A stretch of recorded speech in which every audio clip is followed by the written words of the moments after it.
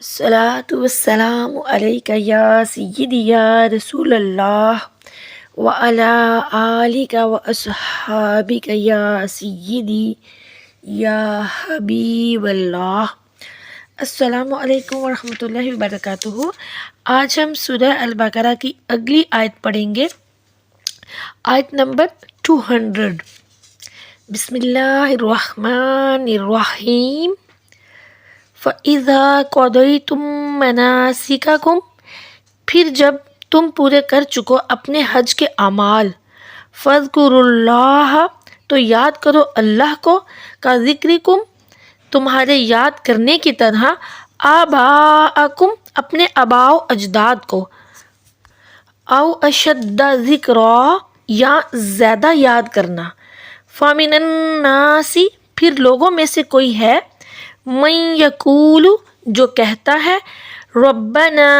آتنا فی الدنیا، اے ہمارے رب دے ہمیں دنیا میں،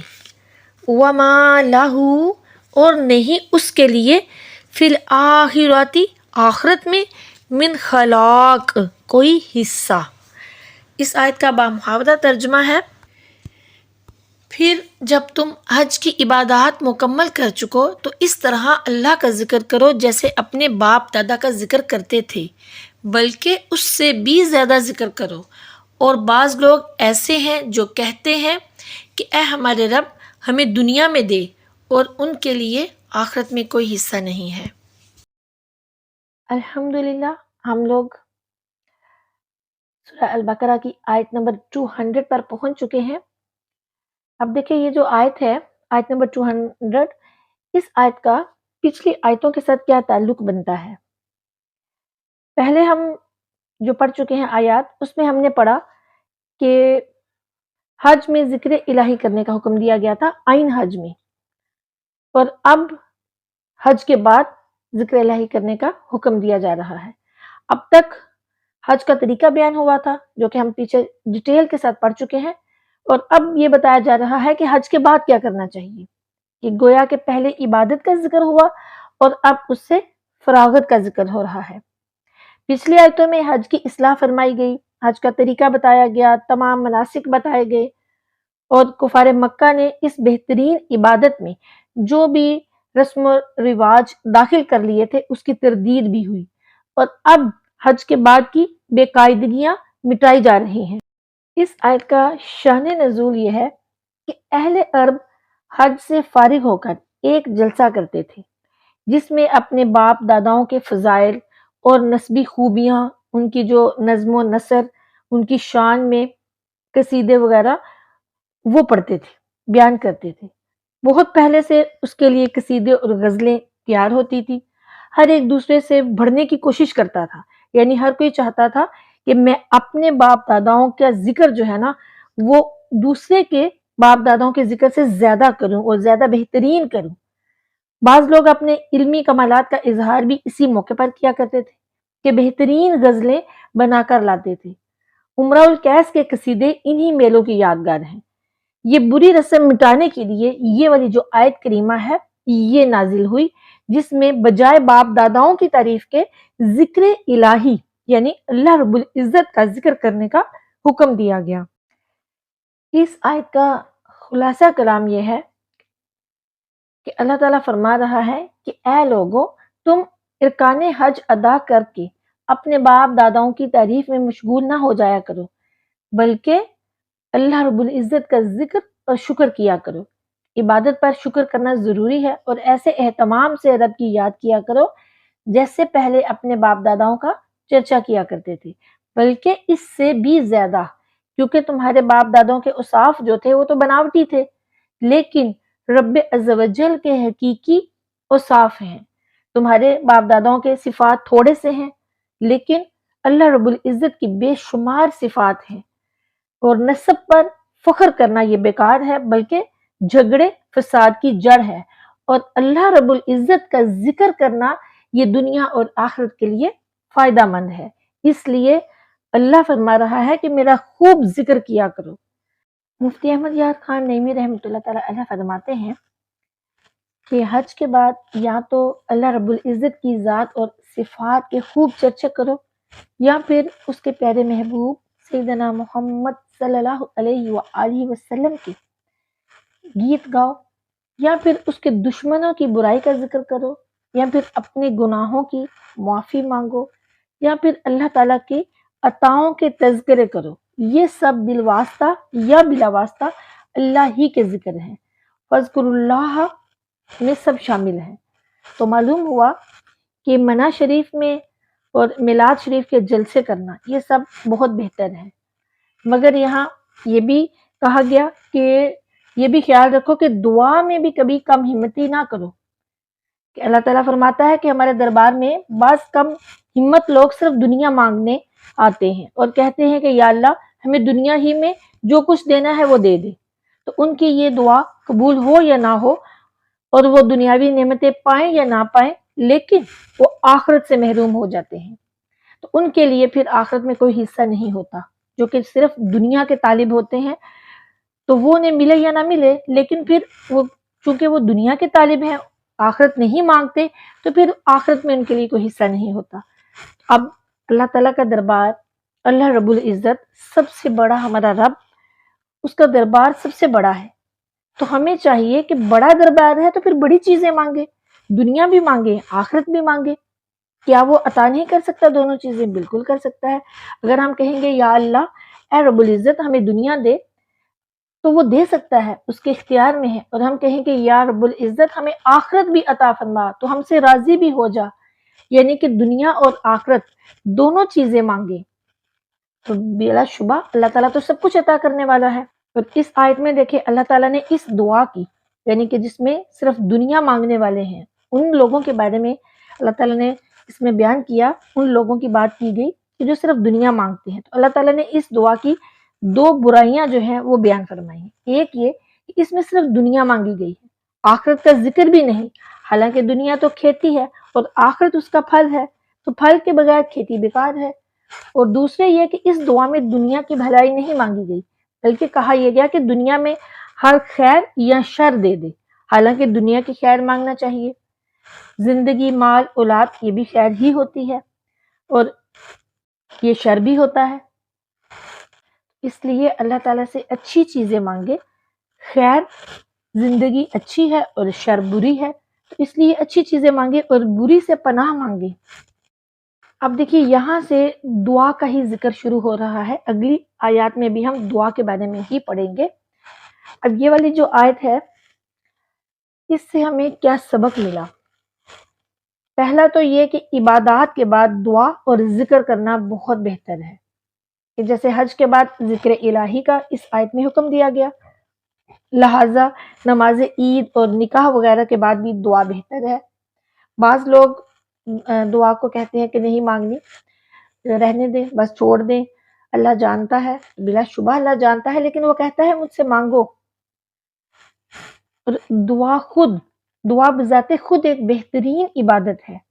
تو اس عبادت کو کبھی بھی نہ چھوڑیں، ہر موقع پر، ہر جگہ پر، ہر وقت اللہ تعالیٰ سے دعا مانگے، کبھی اپنے گناہوں کی معافی مانگے، کبھی دنیا کی بھلائی مانگے، پھر آخرت کی بھلائی لازمی مانگے، دنیا کی بھلائی کے ساتھ ساتھ آخرت کی بھلائی مانگے، شر سے حفاظت مانگے، ہر شر سے حفاظت مانگے، اپنے لیے بھی اور دوسروں کے لیے بھی ہر وقت دعائیں کرتے رہیں۔ پھر اس آیت میں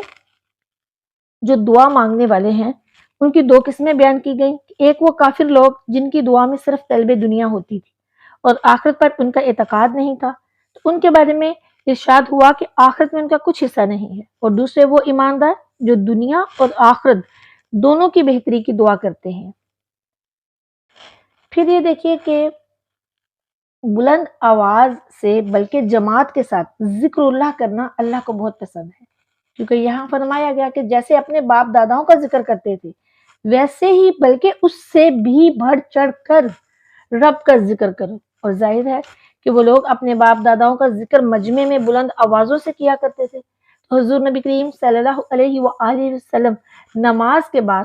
اپنے صحابہ کرام رضوان اللہ علیہم اجمعین کے ساتھ اس قدر بلند آواز سے ذکر الہی کرتے تھے کہ سارے کا سارا محلہ جو ہے وہ گونج جاتا تھا۔ یہاں یہ بات بھی سمجھ لیجئے کہ جن آیات میں یا جن روایات میں جہری ذکر سے منع کیا گیا ہے، یعنی کہ بلند آواز سے جو ذکر منع کیا گیا ہے، وہ خاص حالات مراد ہیں ان میں، جیسے جبکہ جہر میں ریا کا اندیشہ ہو یا دشمن کے ملک میں جہری ذکر کرنے سے کوئی جنگی مصلحت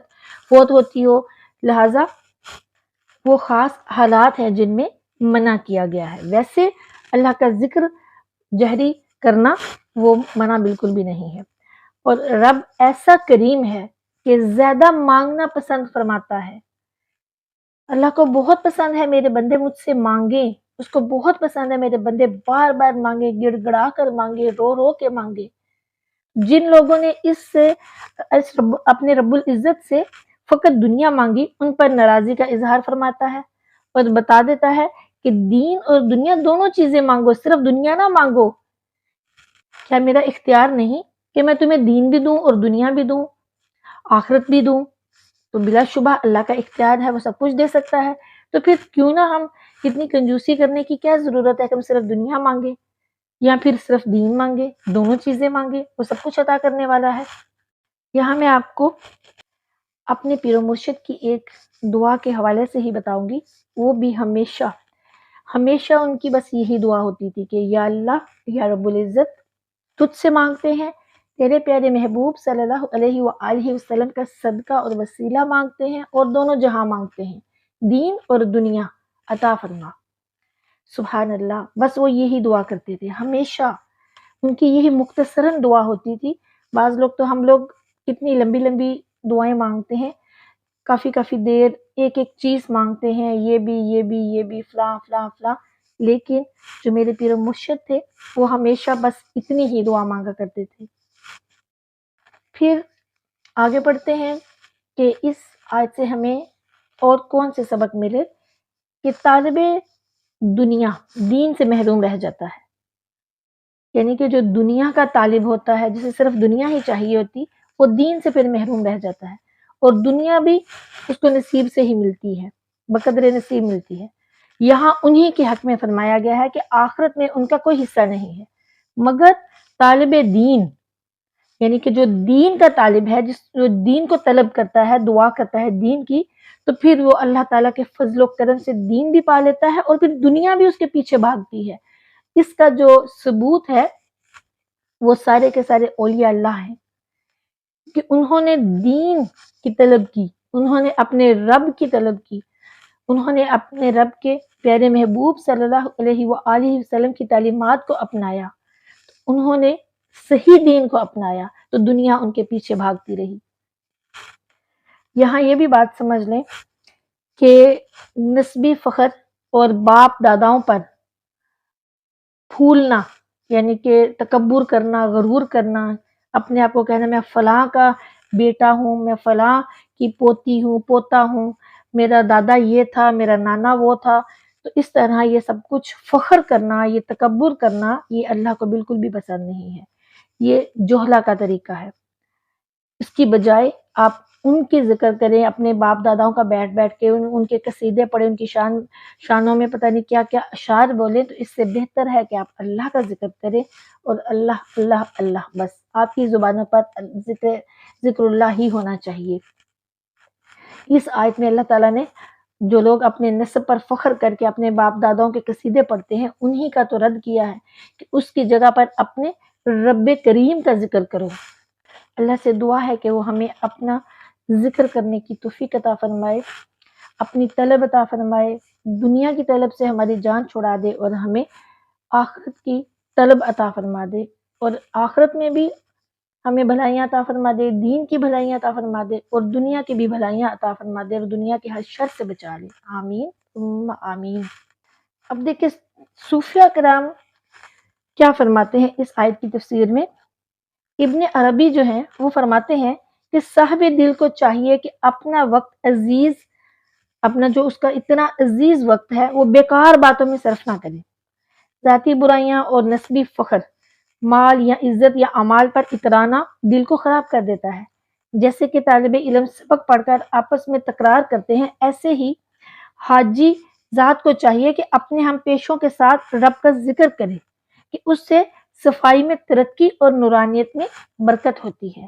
اور بعض کم ہمت صوفی نما بے صبرے وہ بھی ہیں جن کا یہ سارا کاروبار محض دکھاوے کے لیے ہے۔ گدڑی اور تصوف کا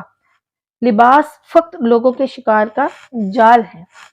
یعنی کہ فرماتے ہیں کہ یہ لوگ جو تصوف کا لباس پہن کر اور گدڑی پہن کر بیٹھے ہوئے ہیں، یعنی کہ آستانے بنا کے بیٹھے ہوئے ہیں، آج کل تو آپ کے سامنے ہے سارا کچھ، کہ یہ لوگ جو بیٹھے ہوئے ہیں اور خود کو کہتے ہیں کہ بہت بڑے صوفی ہیں، بہت بڑے ولی ہیں، تو وہ فرما رہے ہیں ابن عربی کہ اس طرح ان کا جو لباس پہن کے بیٹھنا یہ فقط لوگوں کے شکار کا جال ہے، یہ دکھاوا ہے، کاروبار ہے، کہ وہ بزبان حال ہر وقت یہی کہتے رہتے ہیں کہ ہمیں دنیا ملے، تو ایسے کم ہمتوں کو آخرت میں کچھ نہیں ملے گا۔ پھول بلبل کو ہی ملتا ہے کیونکہ وہ گندگی پر نظر نہیں کرتی، اور کم ہمت کوے کے نصیب میں غلاظت اور گندگی ہی ہے، ایسا صوفی مثل کوے کے محروم ہے۔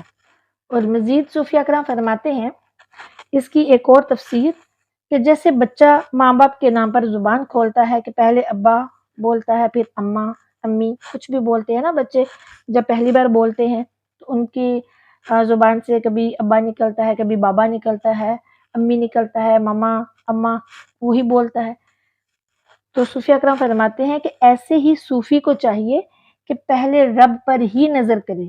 پھر یہ بھی خیال رکھے کہ جیسے سیکھا ہوا علم بغیر مشق جاتا رہتا ہے، یعنی کہ ہم کوئی بھی علم سیکھتے ہیں تو جب تک ہم اس کی ایکسرسائز نہیں کرتے، اس کو یاد نہیں رکھتے، اس کو ریوائز نہیں کرتے، تو وہ پھر آہستہ آہستہ ہم بھول جاتے ہیں نا۔ تو وہی کہہ رہے ہیں کہ یہ خیال رکھے کہ جیسے سیکھا ہوا علم بغیر مشق جاتا رہتا ہے، ایسے ہی طے کیا ہوا راہ سلوک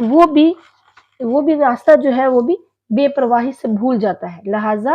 طریقت کا حج کرنے کے بعد اس سے غافل نہ ہوئیں۔ صوفیہ کرام فرماتے ہیں کہ جب طریقت کا حج کر لیں تو پھر بھی اس سے غافل نہ ہوں، اور شیطان اور نفس کبھی عبادات کو عادات بنا کر برباد کر دیتے ہیں۔ بالکل، یہ جو شیطان اور ہمارا نفس ہے یہی تو ہمارا سب سے بڑے دشمن ہے، اللہ تعالیٰ ان سے ہمیں بچائے۔ مزید فرماتے ہیں کہ رب عز و جل کی بارگاہ میں فقط دنیا کی طلب لے کر حاضر ہونا یہ محرومی ہے، کہ ہم اللہ تعالیٰ کی بارگاہ میں صرف دنیا ہی مانگی جائیں، ہمیں گاڑی چاہیے، گھر چاہیے، بنگلہ چاہیے، اولاد چاہیے، اور دنیا کی چیزیں ہی مانگتے رہیں اور آخرت کا ذکر بھی نہ کریں۔ تو صوفیہ کرام فرماتے ہیں کہ اللہ کی بارگاہ میں دنیا کی جو طلب ہے، صرف دنیا کی طلب لے کر جانا، حاضر ہونا اللہ کے سامنے، تو یہ محرومی کی علامت ہے۔ ہمت تو یہ ہے کہ وہاں پر یعنی جنت میں حور و قصور وغیرہ جو ہے ان کی خواہش لے کر بھی نہ جاؤ، یعنی کہ ہمیں یہ بھی خواہش نہیں ہونی چاہیے کہ وہاں ہمیں حوریں ملیں گی، ہمیں محل ملیں گے، ہمیں جنت ملے گی، بڑی جنت ملے گی، یہ ملے گا، وہ ملے گا۔ تو صوفیہ کرام فرماتے ہیں کہ جو مومن ہے اس کی ہمت یہ ہے کہ وہ ان چیزوں کی خواہش لے کر بھی نہ اللہ کے سامنے جائیں، اس کی بارگاہ میں اسی کو حاصل کرنے کے لیے حاضر ہو۔ جب اللہ کی بارگاہ میں حاضر ہو تو پھر اللہ سے اللہ کو مانگے۔ صوفیہ کرام کی اصطلاح میں ما سوا اللہ دنیا ہے، یعنی اللہ کے سوا باقی ساری چیزیں دنیا ہے، اور دنیا ایک فضول چیز ہے، فانی چیز ہے، اور اللہ باقی ہے۔ اور صوفیہ کرام فرماتے ہیں کہ اگر تم نے جنت مانگنی ہے تو وہ بھی صرف اس لیے مانگو کہ وہاں ہمارے پیارے محبوب سیدنا محمد مصطفیٰ کریم صلی اللہ علیہ وآلہ وسلم ہوں گے، اور وہاں پر اللہ رب العزت کا دیدار ہوگا۔ سبحان اللہ، اللہ تعالیٰ ہم سب کو پیارے کریم صلی اللہ علیہ وآلہ وسلم کا قرب عطا فرمائے، آمین۔ تو فرماتے ہیں کہ صرف جنت اس لیے مانگو کہ وہاں پر نبی کریم صلی اللہ علیہ وآلہ وسلم ہیں اور دیدار خدا ہوگا، نہ اس لیے کہ وہاں پر حور و قصور ہوں گی اور نہریں ہوں گی۔ غرض یہ کہ طالب دنیا رب کی رضا سے محروم ہے، اس لیے دنیا کی طلب نہ کرے، رب کی طلب کرے۔ جو رب کی طلب کرتا ہے تو پھر دنیا اس کے پیچھے آتی ہے، لیکن جو دنیا کی طلب کرتا ہے رب کو چھوڑ کر، تو پھر وہ ذلیل و خوار ہوتا ہے۔ صوفیہ کرام فرماتے ہیں کہ طالب مولا رب تعالیٰ کو ہر حال میں ایسے یاد رکھے جیسے بچہ گہوارے میں ہر وقت اپنے والدین کو یاد رکھتا ہے، کہ ہر وقت بچے کو ماں کا دھیان رہتا ہے اور ہر چیز رو رو کر مانگتا ہے۔ ایسے ہی مومن ہر وقت اپنے رب العزت کو، اپنے پیارے رب کو یاد رکھے کہ وہ ہمیشہ ہر چھوٹی بڑی چیز اسی سے مانگے اور رو رو کے مانگے، اور بے شک وہ عطا کرتا ہے۔ بلا شبہ وہ رب ہر چیز پر قادر ہے، ہر چیز عطا کر سکتا ہے۔ اللہ سے دعا ہے کہ وہ ہم سب کو معاف فرمائے، ہمارے گناہوں کو معاف فرمائے، آمین، اور ہم سب کو دنیا اور آخرت کی بھلائیاں عطا فرمائے، نیکیوں والی زندگی عطا فرمائے، علم دین سیکھنے کی توفیق عطا فرمائے، اس پر عمل کرنے کی اور دوسروں تک پہنچانے کی توفیق عطا فرمائے، آمین۔